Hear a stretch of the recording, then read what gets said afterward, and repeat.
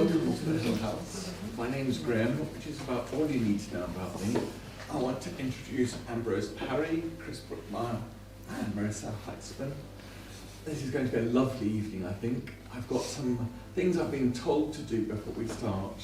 We've done some children's events already with the Helensburgh Writing Minds Festival, but this is the first of the main part of the festival. So I've got to thank the Scottish Book Trust, Hill House, Helensburgh Heart, the Bridge Award, Argyll Community Housing Association, and mention that this festival has been a collaboration between Helensburgh Wellbeing Hub, Helensburgh Nobleman Carer Centre, and Jean's Bothy, which is a mental health resource. And I love that we in those organisations have organised it and don't necessarily have the literary connections that have allowed it to happen. It's lovely to see a thing of the mind made by us. It's lovely to have you here. Here are a couple of the books that they've written in a long series. There's a new book coming out, I think in June. Yes, yep. And I'm going to start, and I think I might be able to shut up quite quickly.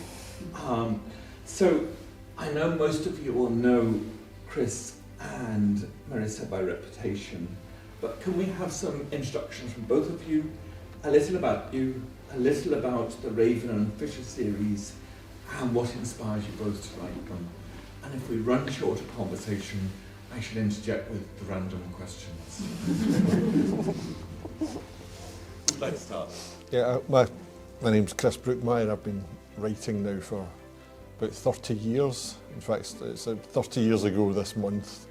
I was writing my first novel, Quite Ugly One Morning, which was a novel largely about medicine in Edinburgh. Unbeknownst to me, that was going to be a big part of my writing career for a long time. And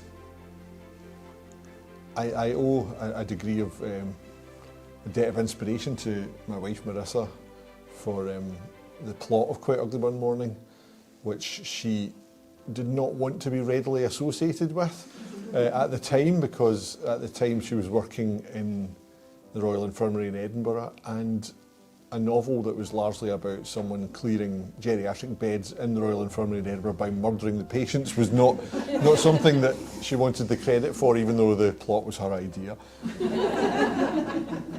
It was a satire. It was a satire. My name's Marissa Heitzman. I am a former anaesthetist now, but I was an anaesthetist for about 20 years, with no real desire to write creatively. I watched Chris write books and I thought it looked very hard, so I had no illusions about the writing life. But in 2013, I decided to take some time out, and I went back to Glasgow University and did a one-year Masters in the History of Medicine. And because I felt very much out of my depth, because I couldn't remember how to write essays or seminar papers or anything like that. When it came to the dissertation, I decided to stick to something of what I knew. So I did some research into the early use of ether and chloroform at the maternity hospital in Edinburgh. And as a result, I started reading a lot about James Young Simpson, who was the man who discovered the anaesthetic effects of chloroform. And the more I read about him, the more fascinating he became. And I started talking to Chris about him. Chris said on more than one occasion, do you know what, I think there's a book in this. And I just thought that was just something that you were saying, kind of off the cuff. But you kept coming back to it. You kept saying this is definitely something that's worth thinking about. We should write a book together. And that's what we did. Yeah, I think it was the earliest days. I remember Marissa saying when she was doing her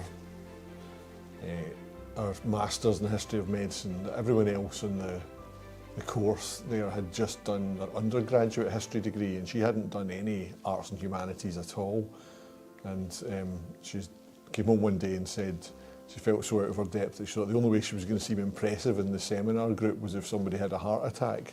And she was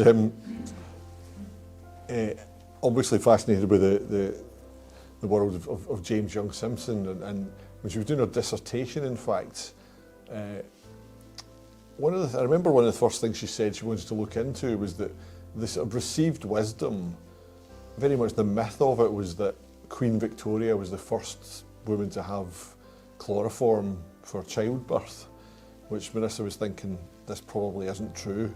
It seems highly unlikely that they would be using her as the guinea pig for this thing. But one of the things she was keen on was finding out how soon was it being given, and also was it being given only to the rich, or was it being given to the poor patients to find out if it had side effects, etc. And so Marissa, as part of her dissertation, went off to the Lothian Health Board archive and found all the original notes and the case books, and found out that Simpson was given chloroform about 5 days after its discovery, and he was just giving it to everybody indiscriminately because he thought it was amazing. So, well, you did have to be in labour. Oh yeah. I'm not saying it was me. Or come to one of his dinner parties. Oh yes.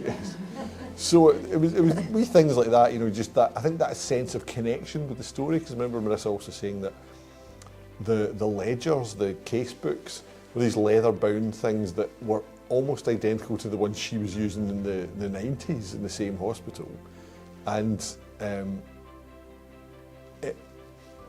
you're probably best to go on about what struck you about the difference. Oh yeah, the case books for the maternity hospital, they were these leather-bound ledgers, and when I was doing anaesthetics in Edinburgh in the 1990s, which doesn't seem that long ago to me. Young people think that was ancient history. But we used to write the cases out by hand in the 90s still in these case books. And the case books looked the same. So when I flipped them open, I was interested to see what was similar and what was different.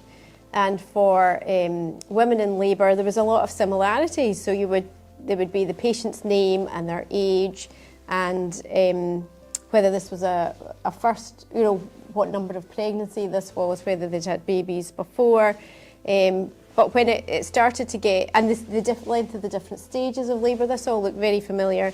But then it got to the condition of the infant at birth, and there was 3 categories. Now this interested me because in the 1990s it was the APGAR scoring system that we had for babies. Tone, colour, respiratory rate, heart rate, etc., etc. But there was 3 categories in the 1840s. One was alive, one was dead, and the 3rd category was putrid. And you were like, oh, things were really very different back then.